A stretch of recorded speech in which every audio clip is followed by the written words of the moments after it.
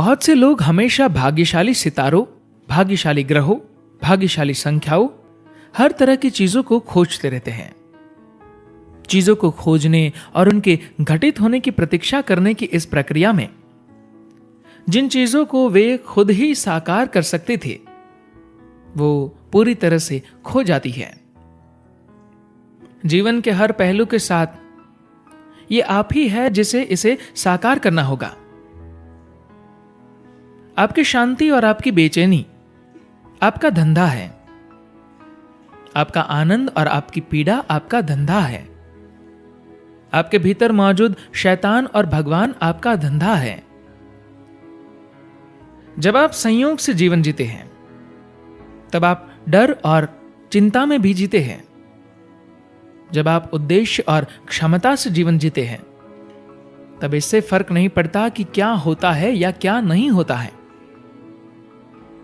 कम से कम आपका उस पर नियंत्रण है जो आपके साथ हो रहा है। ये एक अधिक स्थिर जीवन होता है। कुछ साल पहले एक महिला जिसे मैं जानता था, एक महत्वपूर्ण मीटिंग के लिए तैयारी कर रही थी। तमिलनाडु में तमामों लोग मानते हैं कि जब आप अपनी कार सुबह स्टार्ट करें तो उसे रिवर्स गियर में स्टार्ट नहीं करना चाहिए, वरना आपका पूरा जीवन रिवर्स गियर में चला जाएगा। तो वे सुबह हमेशा उसे थोड़ा सा आगे बढ़ाते हैं।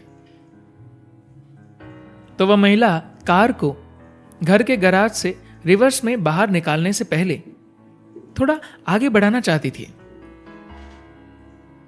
अपनी पूरी चिंता और डर में बस कुछ इंच आगे बढ़ाने की कोशिश में उसने क्लच अचानक झटके से छोड़ दिया और कार दीवार से होकर सीधे बेडरूम में पहुंच गई।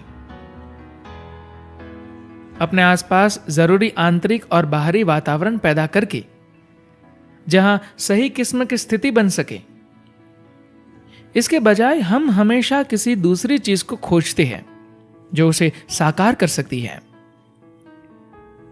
आपने अपने भीतर आज को कैसे अनुभव किया है, वह निश्चय ही आपके हाथों में है।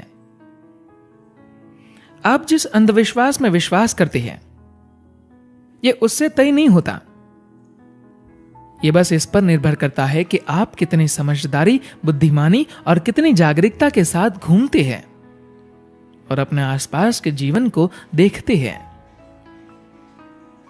तो क्या इनमें से किसी में कोई सच्चाई नहीं है? जरूरी नहीं है। उनमें से ज्यादातर में कुछ वैज्ञानिक आधार है, लेकिन समय के साथ उन्हें बुरी तरह से विकृत कर दिया गया है। पीढ़ी दर पीढ़ी विज्ञान ने अपना रूप खो दिया है और यह कुछ और बन गया है। इसके अलावा आज राजनीतिक और दूसरे किस्म के प्रभुत्व की वजह से हम इस नतीजे पर पहुंच गए हैं कि अगर कुछ पश्चिम से आता है तो वह विज्ञान है, अगर यह पूर्व से आता है तो वह अंधविश्वास है। मानव प्रकृति के बारे में तमामों चीजें जो हमने इस संस्कृति में हमेशा से कही है, उन्हें आज अरबों डॉलर के शोध अध्ययन के बाद महान खोज के रूप में दिखाया जा रहा है। हम इन चीजों को हमेशा से जानते थे, क्योंकि ये एक ऐसी संस्कृति नहीं है जो जीने की विवशताओं से विकसित हुई हो। ये एक ऐसी संस्कृति है जो ऋषियों और संतों के द्वारा सचेतन रूप से विकसित की गई थी। इसमें जबरदस्त वैज्ञानिक तत्व हैं। हर चीज को आपको कैसे बैठना चाहिए, खड़े होना चाहिए और खाना खाना चाहिए से लेकर इस बात के अनुसार बनाया गया था जो मानव कल्याण के लिए सर्वश्रेष्ठ हो।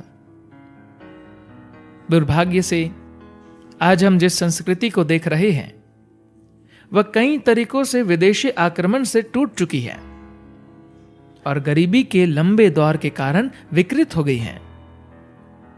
फिर भी आध्यात्मिक प्रक्रिया का मौलिक चरित्र नष्ट नहीं हुआ है और न ही इसे नष्ट किया जा सकता है।